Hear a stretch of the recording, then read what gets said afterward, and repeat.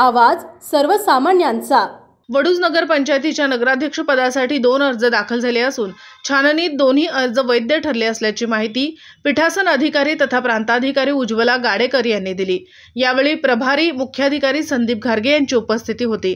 वडूज नगरपंचायतीची निवडणूक सुमारे 3 वर्षापूर्वी झाली होती, पण मनीषा काळे यांनी राजीनामा दिल्यामुळे हे पद रिक्त होते। नुकतीच जिल्हाधिकारी संतोष पाटील यांच्या आदेशावरून निवडणुकीची घोषणा झाली असून दिनांक 24 रोजी नगराध्यक्ष पदासाठी स्वप्नाली गणेश गोडसे व रेश्मा श्रीकांत बनसोडे यांनी नामनिर्देशन पत्र दाखल केले असून स्वप्नाली गोडसे यांना सूचक म्हणून आरती श्रीकांत काळे तर अनुमोदक म्हणून शोभा तानाजी वायदंडे आहेत, तर रेश्मा बनसोडे यांना सूचक म्हणून जयवंत माधवराव पाटील तर अनुमोदक म्हणून ओंकार दिलीप चव्हाण आहेत।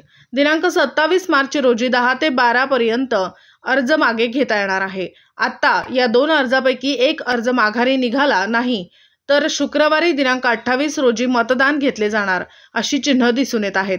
त्यामुळे वडूज नगरपंचायतीच्या नगराध्यक्ष पदासाठी कोणाची वर्णी लागणार, कोण बाजी मारणार आणि नगराध्यक्ष पदाची माळ कुणाच्या गळ्यात पडणार याची चांगलीच उत्सुकता वाढली असून याच्यासाठी वडूज तसेच भागात तालुक्यात चर्चेचा विषय ठरला आहे।